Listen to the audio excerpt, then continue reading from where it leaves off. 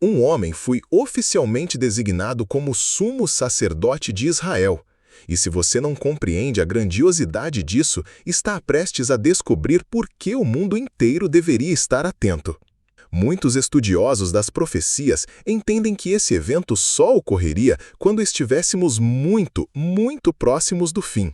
Acompanhe até o final, porque o que você vai descobrir hoje mudará completamente sua visão sobre os tempos em que vivemos. Seu nome é Baruch Kahane. Para muitos, apenas mais um rabino em Jerusalém. Mas, para quem conhece as Escrituras e observa os sinais espirituais, esse nome não está aí por acaso. Ele foi publicamente nomeado sumo sacerdote interino por um grupo de rabinos ligados ao Sinédrio e ao Instituto do Templo, uma organização dedicada à restauração de tudo o que Deus ordenou a Moisés no deserto. Por que isso é importante? Porque isso não acontecia há quase 2000 anos. Desde a destruição do Segundo Templo, 70 d.C., nenhum homem havia sido oficialmente preparado para esse cargo, até agora. E não se trata de qualquer homem. Baruch Kahane foi reconhecido como descendente direto da linhagem sacerdotal de Arão, irmão de Moisés, cumprindo o requisito mais essencial para assumir o sacerdócio bíblico. Esse nome pode parecer irrelevante para o mundo, mas para quem entende as profecias, ele é uma peça-chave em um mecanismo profético que está sendo reativado.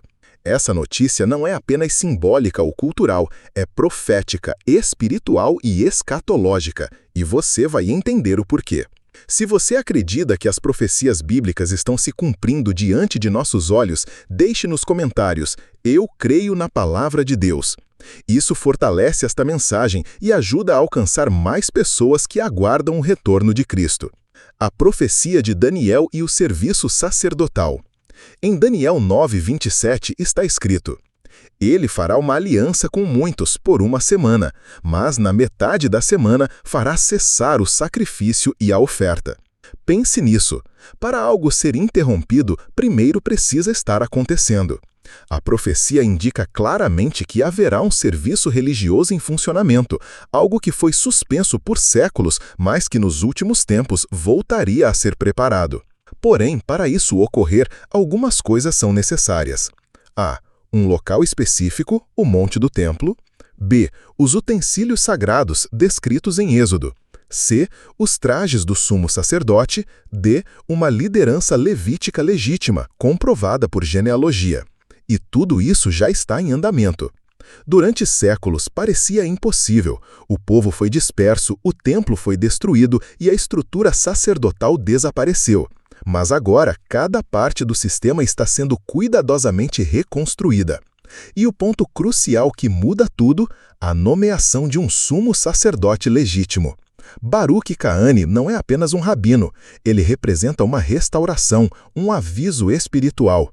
Porque, com ele no cargo, com as vestes prontas e os instrumentos recriados, só falta um elemento para que tudo entre em funcionamento.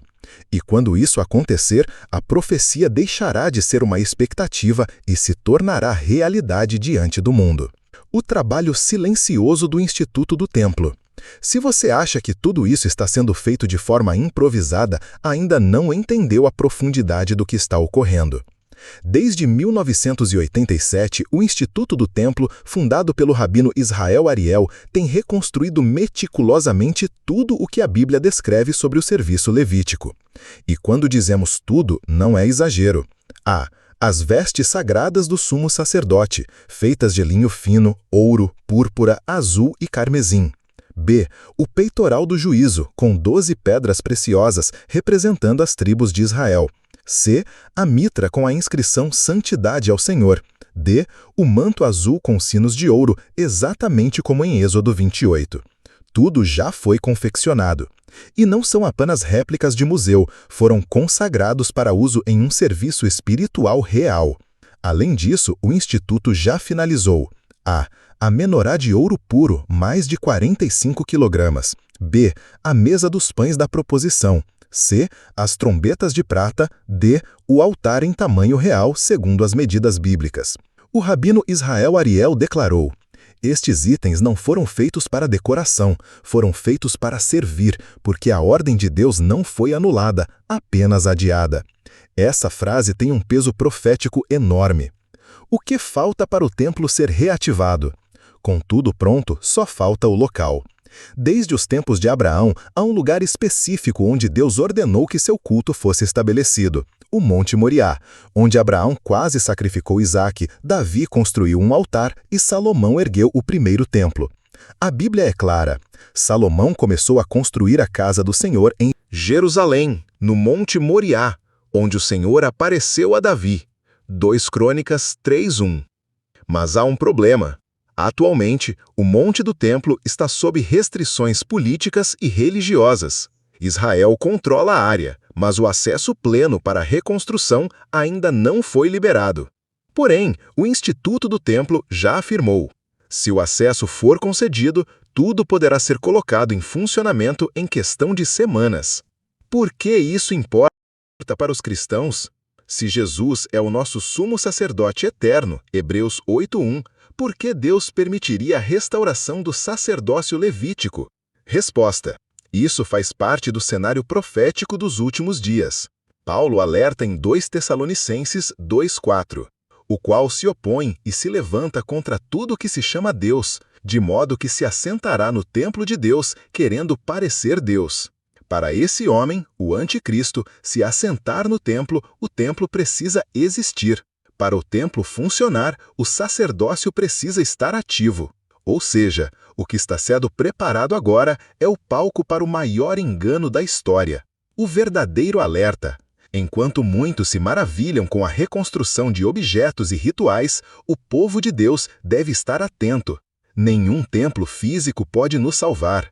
Nenhum homem pode substituir o sacerdócio de Cristo. Nenhuma cerimônia supera o sangue do Cordeiro. Jesus é o único sumo sacerdote verdadeiro. Ele não precisa de um templo terreno, ele reina nos céus.